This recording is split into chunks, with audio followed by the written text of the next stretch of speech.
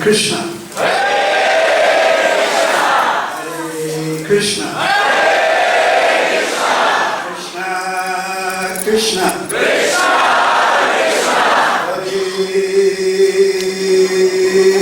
Hare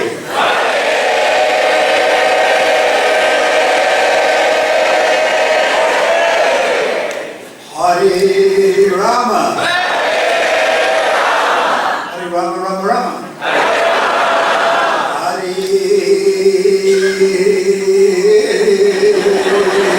Hare.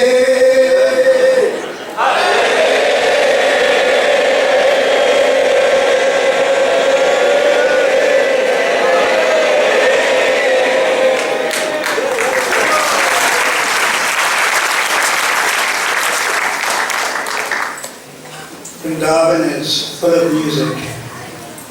It's full of parihasya, joking. Therefore I greet you all.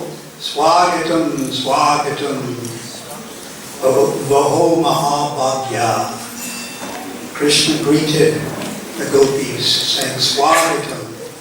What's happening? Swagatam, Swagatam. Welcome, welcome. Mahabhagya, oh greatly fortunate ones. So you're all greatly fortunate because you are members of the International Society for Krishna Consciousness.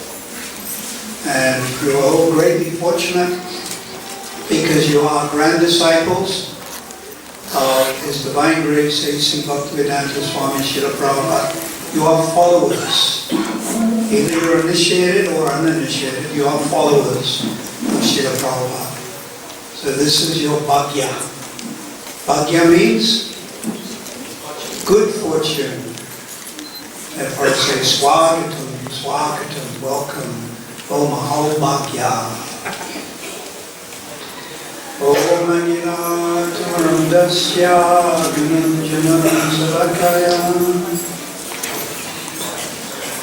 Shri Radha Radha Shri Radha Radha Mahaprabhu Ki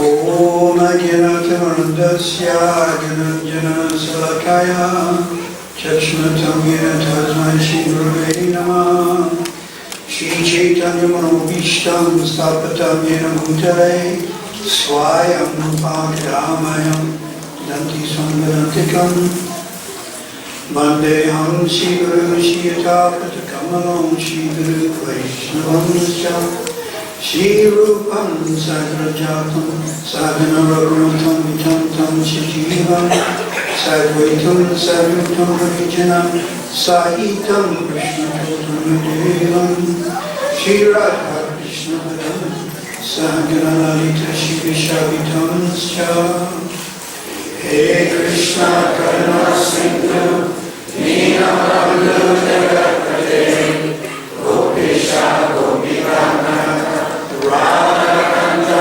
Namostate Tapta Kanchana Gaurangi Radhe Vrindavaneshwari Vishwanusudevi Kanavani Harimim Vanchakata Kilomesha Kripa Sindhu Devacha Patinam Bhavane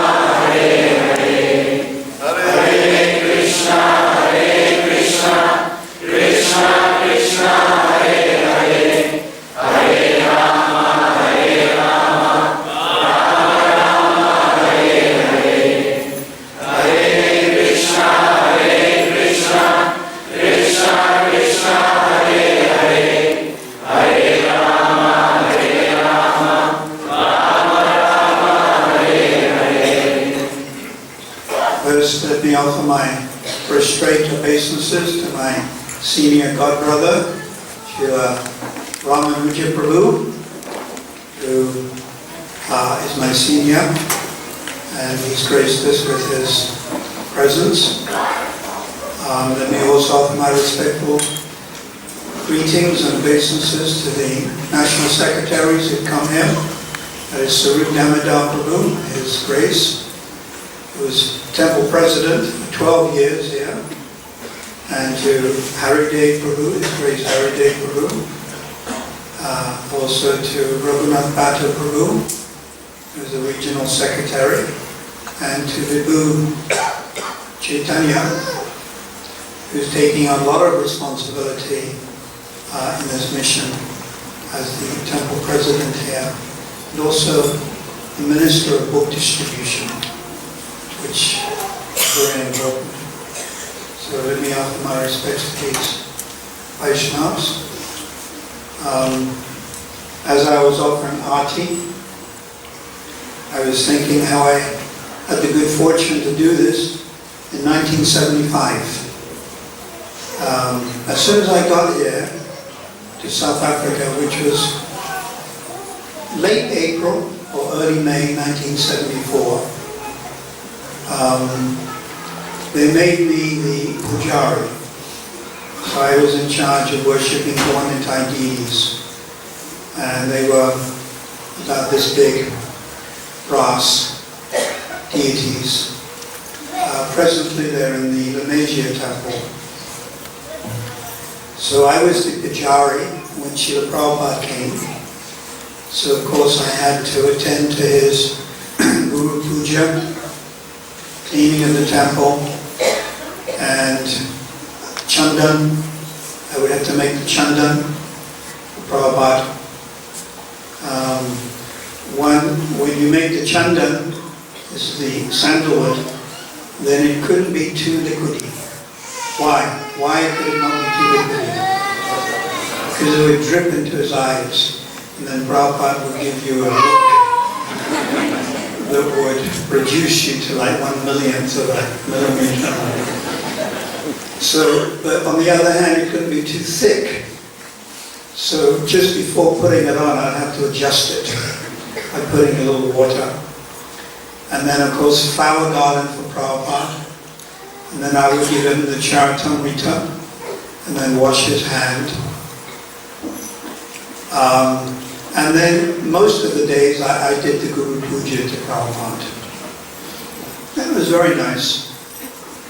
As far as I remember, I stood on Prabhupada's left side, which is not correct. But then in those days we were doing many things which weren't so correct. We didn't really know so much. Then we would offer flower petals to Prabhupada. And then when everyone had finished offering flower petals, Prabhupada would take the same flower petals and throw them at the Vaishnavas. And there's pictures of him doing this in South Africa. It's very nice. So these types of remembrances of worshipping Srila Prabhupada, my spiritual master, become a very important part of my bhajan. Bhajan means one's personal chanting of Krishna's name. This is the most intimate time of the day when we chant the Maha Mantra, the Hare Krishna Maha Mantra. It is the Maha, the greatest of all mantras. So when we chant it, we listen to the sound of the holy name, but our mind can also dwell on thoughts. Just like, when you're cooking, you have something on the back burner and then something on the front burner. So it's sort of going simultaneously. So one tries to hear the sound vibration of God's name. At the same time, one can, if you're fortunate enough, have some thoughts of Guru, Srila Prabhupada, Vrindavan, Mayapur, Lord Chaitanya, Jagannath. And this is very enlightening to have such thoughts, especially when we chant Krishna's name. So thinking of Prabhupada in South Africa for me is very important. On my desk, in my room, where I stay in Hillcrest, I have 3 pictures of Prabhupada. One in Africa, but in Mauritius on the beach, and then one sitting at his desk in Johannesburg, and then one walking on Durban Esplanade on the Golden Mile. It looks, there's no high rises, it's just there's 1 or 2 I can recognize. But Prabhupada is going for a morning walk. So I look at these 3 pictures, thinking of Prabhupada in relation to South Africa. So I wanted to read this letter. It's a very nice letter. I actually quoted this in the recent Vyasa Puja ceremony of Srila Giriraj Maharaj. So I memorized this particular quote, and it's very important. So I'll read it. It's from a letter in 1973, December the 9th. But it's a very powerful quote. So I wanted to just go over this briefly. This is what Prabhupada has written. Now we have, by Krishna's grace, built up something significant in the shape of this ISKCON, and we are all one family. Sometimes there may be disagreement or quarrel, but we should not go away. These inequities can be adjusted by 3 things: cooperative spirit, tolerance, and maturity. So I request you to kindly remain in the association of our devotees and work together.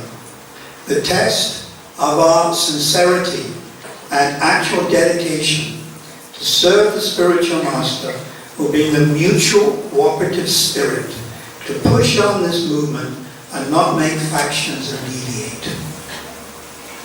So, Srila Prabhupada, by the mercy of Lord Chaitanya, mercy of Lord Nityananda, we accept he's a Shakti Avesh avatar, a Shakti Avesh empowered living being,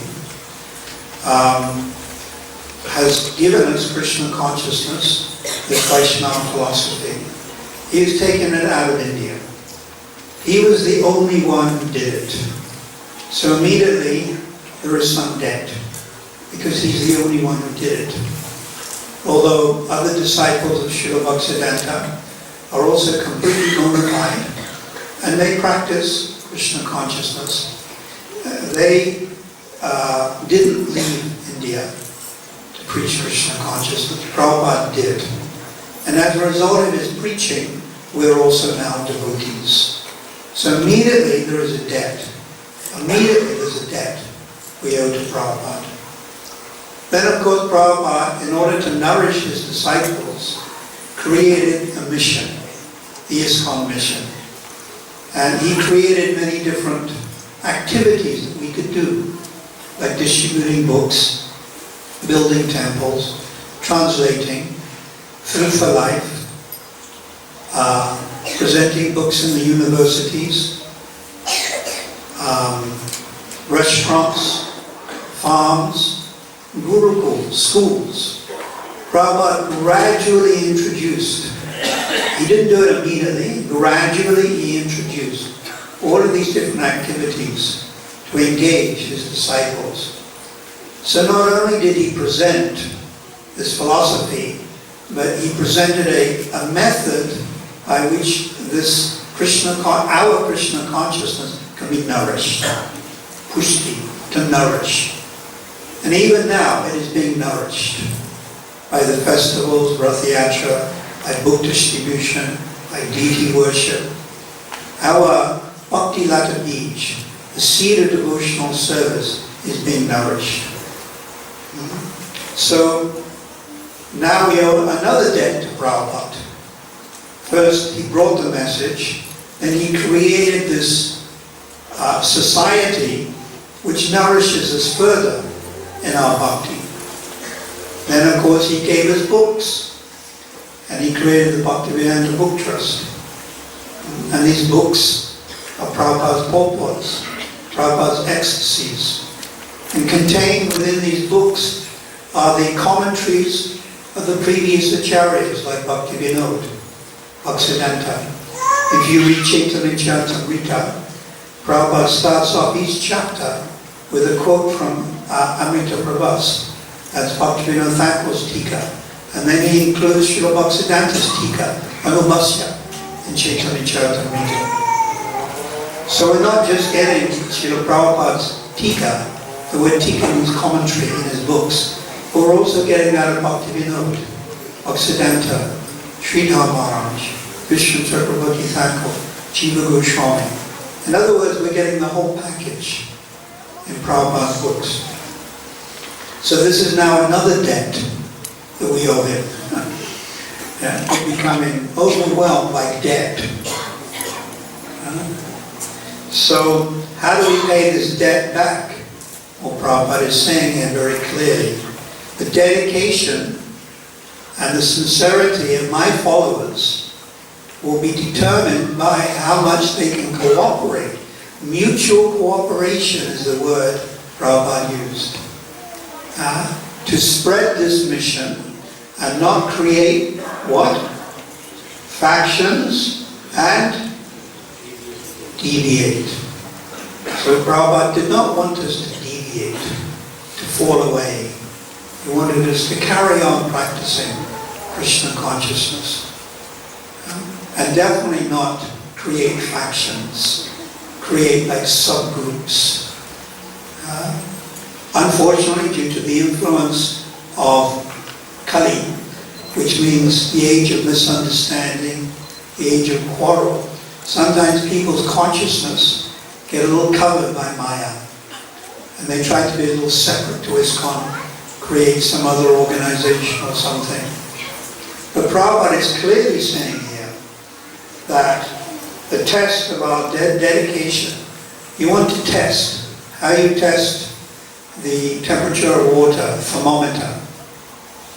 There is a test of what you think is your devotion and sincerity to your Guru, to your Param Guru. And what is that? It is the mutual cooperation. The mutual cooperation to spread this Krishna consciousness all over the world, not just to the Indian people, European, African, colored, and not just South Africa. We have to look, at the bigger picture, Southern Africa. We should be preaching in Mozambique, Zimbabwe, Zambia, Soweto, Swaziland, all these countries. Eventually, I would hope that preachers can go from here to these different countries. This is what Prabhupada would want. So Prabhupada says, now, by Krishna's grace, we have built up something significant in the shape of ISKCON. So I remember in 1974, when I came, there were 3 devotees, and they were all imported, not your locals. And then after 3 months, we made our first local. He was from Rhodes University, Gokulendra. And then a lady joined, European lady, Rochini. And then gradually, a few people came. Now, of course, there's perhaps 1,500 initiated devotees. And we have some very nice temples, beautiful temple. I was reading, there was some article where Durban was highlighted as being one of the best cities in Africa. And it mentioned in the newspaper entertainment, religious entertainment. And in it mentioned the Hare Krishna temple. You must go there. It was in a couple articles. You must go to the Hare Krishna temple, go into his restaurant, etc. So by Krishna's grace, we've established something here in South Africa. Temple in Phoenix, Ladysmith, Newcastle, Soweto, Lenasia. Of course, we have a lot more to do, but at least we've started. So now by Krishna's grace, we have built up something significant in the shape of ISKCON, and we are all one family. Sometimes there may be disagreement and quarrel. Quarrel is natural in the age of Kali. You must expect misunderstanding, even between husband and wife. Most of you are married. You're honestly going to tell me, it's all hunky-dory, it's all sweetie pie, it's all a bed of roses. Be honest, men. There are times when you get henpecked. And sometimes the men henpeck the ladies. And there's a little misunderstanding, and there's a little sharp words. So this is natural. So we expect this in the age of Kali. So even in a spiritual mission, that may be there. But these things can be adjusted. And Prabhupada said, how do we adjust them? By the cooperative spirit, by tolerance, and by maturity. Cooperation. Sometimes someone will say, well, cooperation means that they, he, she, should cooperate with me. And that's my cooperation. But another definition of the word cooperation means to comply with someone else's request. And that puts the ball in your court. As they say, proactive. What can I do to make the situation more sweeter? So we comply with other people's requests. The prime example would be in the 1980s when Bhakti Chaitanya Maharaj, Ramanuja Prabhu, Madhavi Prabhu, we all put down our various services and we went fundraising, selling paintings for 4 years. Not 4 weeks, 4 months, 4 years. Ramanuja Prabhu was the partner of Bhakti Chaitanya Maharaj. They traveled all over South Africa. Madhavi Prabhu, who's now in Cape Town. So we put aside our own personal interests and we just collected for this temple, Radharanath. So cooperation must be there. Tolerance. Tolerance. The first characteristic of Bhava Bhakti. Now one who's on the stage of Bhava Bhakti means they practically got both feet in the spiritual world. They are very, very advanced. Sadhana Bhakti, Bhava Bhakti, Prema Bhakti. I mean, they are very advanced. And the first characteristic of Bhava Bhakti, Shanti Vyasa Kalabam, Virakta Manasunyate, forbearance or tolerance. So the first qualification characteristic of Bhava Bhakti is beginning stage of love of Godhead, Bhava Bhakti. If praying is like the sun, Bhava Bhakti is like one molecule of sunlight. So it's the beginning of love of Godhead, Bhava Bhakti. And the first, there are 9 characteristics. Shanti Vyasa Kalabam. Shanti means forbearance, tolerance. Vyasa Kalabam, utilizing all your time. Virakta, detachment. And Sunyate, pridelessness. Asabandhas, mudkanta, great hope that you attain love of Godhead. Enthusiasm, samudkanta is the 6th one. Namagara Sadavruchi, great taste for the holy name, 7th one. Kritistadrasate stale, attachment to the holy places like Vrindavan and Mayapur. But the first one is tolerance. This is why this verse, Tranadati Suni Chena Manina. This is why this verse is so important. Once you put it in a locket around the neck. Tolerance. So one has to tolerate. Srila Govinda Maharaj said, tolerate, tolerate, cooperate. First of all, you double tolerate. And then you're in a position to, you don't cooperate, tolerate. It goes around the other way. So, tolerance is required. You'll be forced to tolerate your body getting old and diseased. all of us will go through aches and pains and various bodily problems. You have to tolerate. So we have to tolerate so much, even in a spiritual mission. Prabhupada tolerated. The other day I went to the dentist, he was doing my teeth, and I remembered how Prabhupada also, when he was here in 1975, he had toothache. Prabhupada was tolerating toothache. Problem. Sometimes Prabhupada would become sick. Sometimes there would be misunderstanding in his mission. Sometimes his own disciples would fight a little. Prabhupada had to tolerate. Sometimes the situation in Prabhupada's mission affected Prabhupada so much he couldn't translate. He couldn't sleep at night. He wouldn't eat. But he tolerated. So tolerance is essential. And we have to develop this. So cooperative spirit, tolerance, and maturity.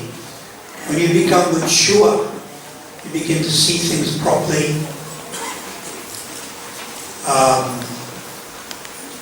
My godbrother Burijan Prabhu, he quoted a German philosopher, Goethe, who said that when you become mature, you understand your limitations. We all have various limitations. So one has to understand what you can offer to Prabhupada and his mission. So by these things, cooperative spirit, tolerance, and maturity. So this is the test of our sincerity. This is the test of our dedication. So I encourage all of you to become serious in your Krishna consciousness. One can go back to Godhead in this lifetime. Sometimes people say, no, it takes many, many lifetimes. But Prabhupada wrote, he wrote a letter to Rida Prabhu in South Africa, June the 15th. And Prabhupada wrote a letter and initiated 4 devotees. This was the time that he initiated the first Indian girl. Actually, she was the first Indian, but she was female, Shamasundra. Her name was Nadira from Benoni. I remember I picked her up in a combi and with Gokulendra drove her to the temple. In those days, due to apartheid, we had to tell everyone she was the maid. And she lived outside. So she got initiated in 1976. Prabhupada accepted her. And in that letter, Prabhupada also said, yes, in South Africa, do the Rath Yatra festival. This is when Prabhupada gave his permission. And he told us to do it in January, February time, December, January, just like in Melbourne. And then Prabhupada wrote that we will try to get you deity of Jagannath in India. So also, Prabhupada ends the letter off, and he says, if you hold firmly to these principles, that's the 4 regulative principles, there will be no obstacle in the steady progress in Krishna consciousness, and one can go back home, back to Godhead in this lifetime. So Prabhupada is writing to us in South Africa. It may be 40 years later, but it's applicable. And he's saying if we hold steady to these principles and chant every day, we will make advancement and we can go back to Godhead in this lifetime. So this is Prabhupada's gift. So I request you to seriously think about this and realize how much indebted you are, how much indebted we are, how much indebted I am, and try to spread Krishna consciousness in a cooperative spirit. And then one can go back to the spiritual world. Lord Chaitanya's pastimes, Lord Krishna's pastimes, in this lifetime. Prabhupada further writes that the goal of this Krishna consciousness movement, he writes in the 8th canto, chapter 24, text 52, that the goal is to live with the Supreme Personality of Godhead and dance with the Supreme Personality of Godhead. Eat with the Supreme Personality of Godhead. This is the goal of life. And then Prabhupada also writes, it's very nice, as a spiritual person, a devotee returns to the personality of Godhead and dances and plays with him. So this is what we want to do. Dance and play with Krishna. In order to do this, you need a spiritual body. So we are getting that spiritual body. It's evolving. Just like you have a young child, a daughter, a son. Slowly they grow. To start off with, they don't know who the mother is, they can't walk. They just speak gaga. But gradually they learn how to walk, and then they recognize, oh, my mother, my father, and then they get to know what is their name. You don't immediately know what is your name, then you learn how to spell it and your address, and then you begin to recognize friends and neighbors as you grow. So we are gradually developing our spiritual body. And as we make further spiritual advancement, the spiritual body begins to blossom like a lotus. It begins to grow very nicely. And this spiritual body, we can be the cowhead boy dancing with Krishna. We can be like Mother Yasoda, Vatsalya, or we could actually be like a gopi. And this is the aim of this Krishna consciousness movement. You might say, well, I prefer some other aim. But Prabhupada writes in the commentary to the song Nitai Pada Kamala that the aim of this Krishna consciousness movement is to approach Radha and Krishna and associate with Krishna in his sublime pleasure dance. And that's word for word. So many other aims may be there. To spread Krishna consciousness all over the world, to translate these books in many languages. So many other aims. But Rupa Goswami, in the Nectar of Instruction, text number 8, has said that the ultimate instruction, the highest instruction, is to Tista Braja Taranuragi Charanugani. The essence of all instructions, to reside in Vrindavan, in your spiritual body, to play with Krishna, to dance with Krishna. And Prabhupada is also saying the aim of this Krishna consciousness movement. Now in order to dance and play with Krishna, you need a spiritual body. So that's what we're developing gradually. And this is the gift that Prabhupada has given us. It's actually amazing. And we are completely in debt. So we have to try to pay it back during our short lifetime. And that means to cooperate with other devotees in spreading Prabhupada's personal mission. This ISKCON is Prabhupada's personal mission. It's his personal mission. So even though there may be some defect, still we try within the mission to improve, to make it perfect. So please take this seriously and try to chant Krishna's name purely and understand what is the ultimate aim. To associate with Krishna, Radha and Krishna, Krishna and Balaram in the spiritual world. And Prabhupada said, he wrote, 1976, the devotees here in South Africa, you can actually do it in one lifetime. But even if it takes 2 lifetimes, is that a problem? Or 3 lifetimes? I'll give you an example. I worked this out. That Krishna in the Rasa Lila, and Prabhupada saying, this is the ultimate aim, to join Radha and Krishna in the sublime pleasure dance. It goes on for 1 night of Brahma. 1 day or 1 night, I'm saying. 12 hours. What is 12 hours of Lord Brahma? It's 1,000 cycles of Satyuga, Tretyuga, Dwapara, and Kali Yuga. So in other words, it's 4,300,000,000 years. So for 4,300,000,000 years, Krishna dances. Now that's just one of his pastimes. He dances. How long we can dance for? Even you're young, even you're fit. 2 hours, 3 hours, and we get all sweaty Betty. You know, we have to sit down So Krishna dances 4 billion years. Now during that 4 billion years that Krishna is dancing, if we live for 90 years as a human being, we will take birth and die 47 million times. We will take birth in the womb of a mother and die 47 million times, all during one particular dance of Krishna. So if it takes 2 lifetimes to go back to Godhead, or 3, or 4, or even 10, is it a big deal? Considering in one pastime of Krishna, you are born and you die 47 million times. That is assuming you live 90 years. You may not live 90 years.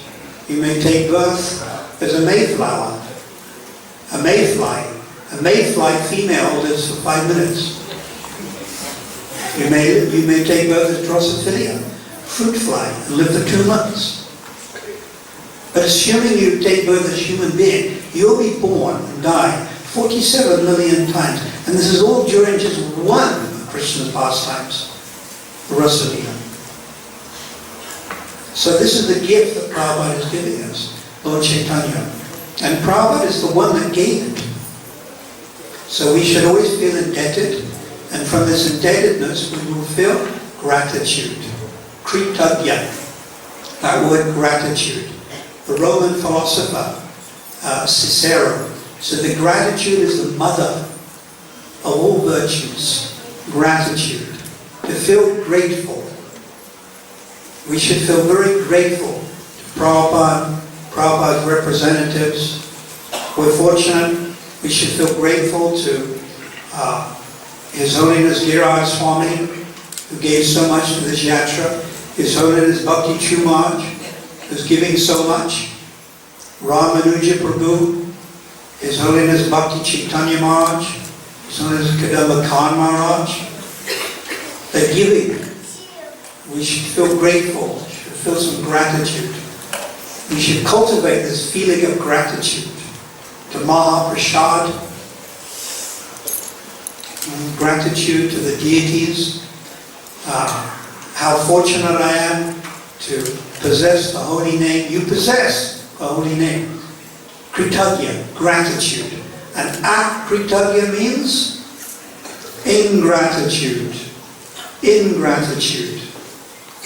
Even Shakespeare said, blow, blow, O winter wind, thou art not so unkind as an ungrateful man. Blow, blow, O winter wind. Can you imagine a winter wind? How cold?